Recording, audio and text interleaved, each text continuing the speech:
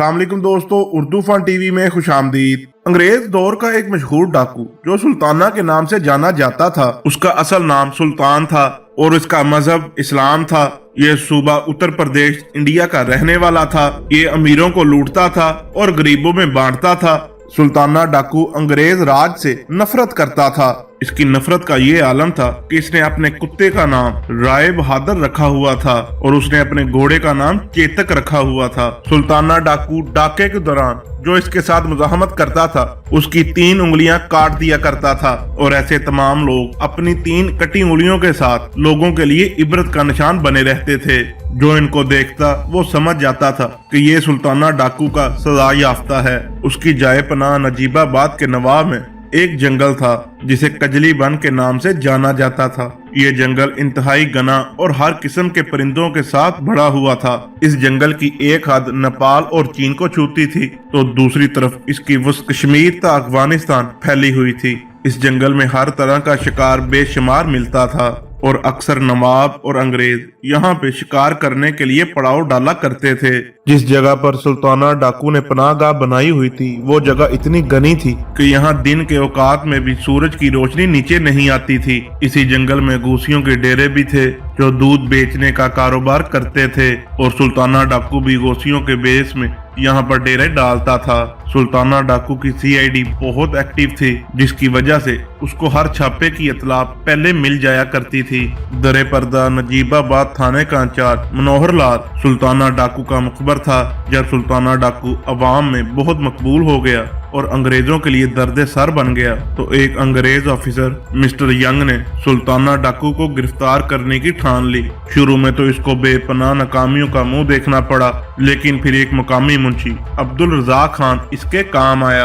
अब्दुल रज़ाक खान के सुल्ताना के साथ भी मरासम थे और आला अफसरान के साथ भी। उसने बहाने के साथ सुल्ताना डाकू को एक जगह पर बुलाया जहाँ पर पुलिस पहले ही चौकस बैठी हुई थी और यूं मिस्टर यंग सुल्ताना डाकू को गिरफ्तार करने में कामयाब हो गया। गिरफ्तारी के बाद सुल्ताना डाकू को जफर उमर नामी पुलिस अफसर की निगरानी में दे दिया गया। इंस्पेक्टर जफर उमर ने सुल्ताना डाकू पर सख्ती करने की बजाय उसके साथ बहुत अच्छा सलूक किया। जिस वक्त सुल्ताना डाकू को गिरफ्तार करके नजीबाबाद के स्टेशन पर लाया गया तो नजीबाबाद स्टेशन पर हजारों लोग उसको देखने के लिए जमा थे। दोस्तों, सुल्ताना डाकू की दहशत का अंदाजा इस बात से लगाया जा सकता है कि पुलिस की हिरासत में होने के बावजूद उसकी हैबत और दबदबे का ये आलम था कि लोग सहमे हुए थे और बदहवासी से भगदड़ मची हुई थी।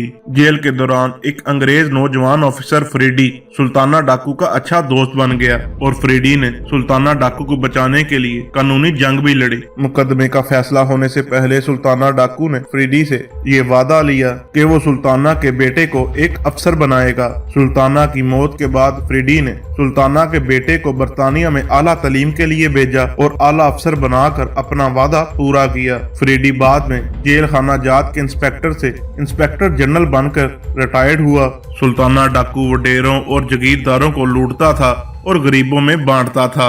सुल्ताना डाकू के बारे में ये भी कहा जाता है कि एक अंग्रेज लड़की उसके इश्क में मुब्तला हो गई और ये इश्क सुल्ताना डाकू की मौत तक चलता रहा। सुल्ताना डाकू के बारे में ये भी मशहूर है कि वो औरतों का रसिया था और बहुत सी अमीर औरतों को उसने रेप करके मार दिया था, लेकिन इन सब के बावजूद वो लोगों में कदर की निगाह से देखा जाता था और उसकी वजह ये हो सकती है कि उसकी अंग्रेज दुश्मनी और अमीरों से लूटा हुआ माल गरीबों में बांटना भी है। सुल्ताना पर मुकदमा चला तो उसे फांसी की सजा हुई। जब उसे फांसी के तख्ते की जानब लाया जा रहा था तो लोगों का हजूम इकट्ठा हो गया जो सुल्ताना की बहादुरी के किस्से और तराने पढ़ रहे थे। सुल्ताना डाकू ने चोरी करने की इब्तिदा एक अंडा चोरी करके की थी। जी दोस्तों, सिर्फ एक अंडे से, लेकिन सुल्ताना के घर वालों ने उसको कुछ नहीं कहा और इसके नतीजे में उसको जुर्रत हुई और उसको चोरी की आदत ने एक शोहरत याफ्ता डाकू बना दिया। सुल्ताना डाकू को अंग्रेज अफसर फ्रीडी ने फांसी से पहले